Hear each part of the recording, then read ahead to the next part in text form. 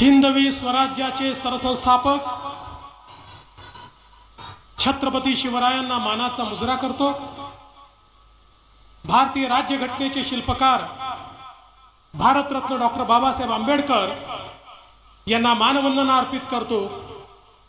भगवान बिरसा मुंडांच्या चरणी नतमस्तक होतो। क्रांतिज्योती सावित्रीबाई फुले, राजमाता अहिल्याबाई होळकर यांना देखील या ठिकाणी वंदन करतो। आणि आजच्या या विराट संमेलनामध्ये मंचावर उपस्थित असलेले महाराष्ट्राचे लाडके मुख्यमंत्री माननीय एकनाथराव शिंदेजी, आपल्या नागपूरचं भूषण आणि ज्यांना संपूर्ण भारतामध्ये विकास पुरुष म्हणून ओळखलं जातं ते माननीय नितीनजी गडकरी, रोखठोक बोलणारे उपमुख्यमंत्री अजितदादा पवार, आमची लाडकी बहीण असलेली मंत्री अदितीताई तटकरे, गिरीश भाऊ महाजन, धर्मराव बाबा अत्राम, चंद्रशेखर बावनकुळेजी, मध्य प्रदेशातून आलेल्या राज्यसभा सांसद मायाताई हरोलिया, आमची दुसरी लाडकी बहीण जी आमच्यावर सख्या भावासारखी माया करते त्या सुलेखाताई कुंभारे, प्रवीणजी दटके, मोहनजी मते, कृपालजी तुमाने, कृष्णाजी खोपळे, विकासजी कुंभारे, समीरजी मेघे, राजूजी पारवे, आशिषजी जयस्वाल, टेकचंदजी सावरकर, आशिषजी देशमुख, सुधाकरराव कोहळे, सुधीरजी पारवे, मंचावरील सर्व मान्यवर आणि या ठिकाणी एवढ्या मोठ्या संख्येने उपस्थित असलेल्या माझ्या तमाम लाडक्या बहिणींनो आणि थोड्याशा संख्येने उपस्थित असलेल्या भावांनो, हा बहिणींचा कार्यक्रम असल्यामुळे भावांना बाहेरच ठेवलाय, बहिणींनाच आतमध्ये एंट्री दिलेली आहे। आज अतिशय आनंदाची गोष्ट आहे की लाडकी बहीण योजनेचा दुसरा टप्पा आपल्या नागपूरमध्ये 50 लाख खात्यांमध्ये पैसा डिपॉझिट करून आपण सुरू केलेला आहे। आणि आता जवळजवळ 1,60,00,000 आमच्या भगिनींच्या खात्यामध्ये 3,000 रुपये महाराष्ट्र सरकारने त्या ठिकाणी जमा केलेले आहेत। ही योजना सुरू झाली, अजितदादा म्हणाले खरंय, ही योजना सुरू झाली त्यावेळेस ही योजना होऊ शकत नाही, कोणाच्या खात्यात पैसे जाणार नाही, 10% महिलांनाही पैसे मिळणार नाही, अशा प्रकारची वल्गना काँग्रेसचे महाविकास आघाडीचे नेते करत होते। त्या नेत्यांना माझं आव्हान आहे, अरे आमच्या बहिणींना विचारा, त्यांच्या खात्यामध्ये पैसे पोचलेले आहेत। तुम्ही कितीही या ठिकाणी दूषणं दिली, अरे मुद्दई लाख बुरा चाहे तो क्या होता है, वही होता है जो मंजूर खुदा होता है। आमच्या बहिणींना आम्ही सांगितलं आणि त्यांच्या खात्यामध्ये ते पैसे पोचवले। पण लाडक्या बहिणींनो, मला तुम्हाला सवाल विचारायचा आहे, मला सांगा, आम्ही या ठिकाणी लाडकी बहीण योजना आणली, काही चूक केलं का सांगा? ही योजना सुरू ठेवायची आहे ना, लाडकी बहीण योजना सुरू ठेवायची। आमच्या मुलींना मोफत शिक्षण आपण दिलं, ती योजना सुरू ठेवायची। शेतकऱ्यांना विजेचं बिल माफ केलं, योजना सुरू ठेवायची। महिलांना एसटी मध्ये 50% सवलत दिली, योजना सुरू ठेवायची। गुलाबी रिक्षांची योजना आणली, योजना सुरू ठेवायची। शुभमंगल विवाह योजना आणली, आपण ती सुरू ठेवायची। या ठिकाणी पुण्यश्लोक अहिल्यादेवी स्टार्टअप योजना आणली, ती आपण सुरू ठेवायची। आमची लेक लाडकी योजना, ज्याच्यामध्ये घरी मुलगी झाली तर 1 लाख रुपये तिला 18व्या वर्षी मिळतील, योजना सुरू ठेवायची। आमच्या शेतकऱ्यांकरता 1 रुपयात पीक विम्याची योजना सुरू ठेवायची। तुम्ही म्हणता सुरू ठेवायची, पण काही लोक म्हणतात सुरू ठेवू नका। मी या ठिकाणी कागद घेऊन आलो आहे, मला अतिशय दुःख वाटतं। बहिणींनो, राजकारणामध्ये वेगवेगळे पक्ष असू शकतात, पण लाडकी बहीण योजना बंद करा, आणि या सगळ्या योजना बंद करा म्हणून काँग्रेसचे अनिल वडपल्लीवार हायकोर्टामध्ये गेले आहेत, उच्च न्यायालयामध्ये गेले आहेत आणि त्यांनी पिटिशन दाखल केली आहे. हे अनिल वडपल्लीवार कोण आहेत? हे तेच आहेत जे त्या ठिकाणी नाना पटोले यांचे निवडणूक प्रमुख होते, जे त्या ठिकाणी विकास ठाकरेंचे निवडणूक प्रमुख होते, जे सुनील केदारांचे राईट हँड म्हणून या ठिकाणी म्हणवले जातात.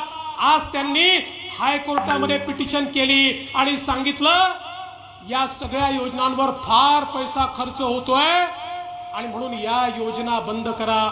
सांगा बंद करायच्या का? जरा तुम्ही सांगा बंद करायच्या का? या योजना बंद नाही करायच्या, पण हे लोक या ठिकाणी कोर्टात गेल्यात. पण माझ्या बहिणींनो, तुम्हाला एक गोष्ट सांगतो, आमच्या मुख्यमंत्र्यांच्या उपस्थितीमध्ये जोपर्यंत तुमचा देवा भाऊ या ठिकाणी आहे, अरे हायकोर्टामध्ये मोठ्यात मोठा वकील उभा करू, आम्हाला या राखीची आण आहे. काही झालं तरी या योजनेवर स्थगिती येऊ देणार नाही. त्याकरता प्रयत्नांची शर्त करून आम्ही त्या ठिकाणी हायकोर्टामध्ये केस लढवू. पण भगिनींनो, यांची नियत समजून घ्या. आज कुठे बहिणींच्या खात्यामध्ये पैसे यायला लागले तर लगेच यांच्या पोटात दुखायला लागलं. पहिल्यांदा हे मुंबईच्या न्यायालयात गेले, मुंबईमध्ये न्यायालयाने त्यांची पिटिशन एंटरटेन केली नाही. आता नागपूरच्या न्यायालयामध्ये गेले. यांची नियत काय आहे हे आपण सगळ्यांनी समजून घेतलं पाहिजे. आणि म्हणून आज या निमित्ताने मी आपल्याला सांगू इच्छितो, हा जो मुख्यमंत्री महोदयांच्या नेतृत्वात सक्षमीकरणाचा कार्यक्रम आपण हातामध्ये घेतलाय, कारण आपल्या देशाचे प्रधानमंत्री माननीय मोदीजी सांगतात, जोपर्यंत आमच्या महिलांना समाजाच्या आणि अर्थव्यवस्थेच्या मुख्य धारेमध्ये आपण आणणार नाही, तोपर्यंत भारत विकसित होऊ शकत नाही. भारत विकसित तेव्हाच होईल जेव्हा महिला विकसित होतील, जेव्हा त्या आर्थिक दृष्ट्या सक्षम होतील. आणि म्हणून मोदीजींनी देखील अनेक योजना, बेटी बचाओ बेटी पढाओ पासनं तर लखपती दीदी करण्यापर्यंत अनेक योजना मोदीजींनी आणल्या. आणि त्यांच्याच आशीर्वादाने या महाराष्ट्रामध्ये आम्ही देखील महिलांना सक्षम करण्याच्या योजना आणल्या. आज एसटी मध्ये 50% सवलत महिलांना दिली. एसटीचे लोक प्रमुख आमच्या मुख्यमंत्र्यांकडे आले, आमच्या दोघांकडे आले, म्हणाले साहेब योजना करू नका, 50% तिकीट दिलं तर एसटी बंद पडेल. आम्ही म्हटलं योजना करा. योजना केली. इतक्या आमच्या भगिनी एसटीत प्रवास करायला लागल्या. तोट्यात असलेली एसटी फायद्यामध्ये आली या योजनेमुळे. आता तर आमच्या बहिणी भाऊजींना सांगतात, तुम्ही जरा घरी बसा, तुम्ही तालुक्याला किंवा जिल्ह्याला गेल्या व्यसन करता, पान तंबाखू मध्ये पैसा घालवता, मी गेली अर्ध्या पैशामध्ये काम करून परत येते, त्यामुळे तुम्ही घरी बसा, मीच आता जाते. अशा प्रकारे आमच्या बहिणी आज सांगायला लागल्या आहेत. आज माझ्या लहान लहान आमच्या मुलींना इंजिनियर व्हायचं आहे, डॉक्टर व्हायचं आहे, त्यांची स्वप्न आहेत. दुर्दैवाने समाजाची व्यवस्था अशी आहे, घरच्या मुलाला तर फी भरण्याकरता आई वडील कर्ज घ्यायला तयार आहे, पण मुलीला सांगतात तुला शिकवायला पैसा नाही आहे, तू त्या ठिकाणी बीकॉम कर, बीए कर, तुला इंजिनियर आम्ही करू शकत नाही. म्हणून आमच्या सरकारने ठरवलं, मुख्यमंत्र्यांच्या नेतृत्वात एकही मुलगी शिक्षणापासून वंचित राहणार नाही.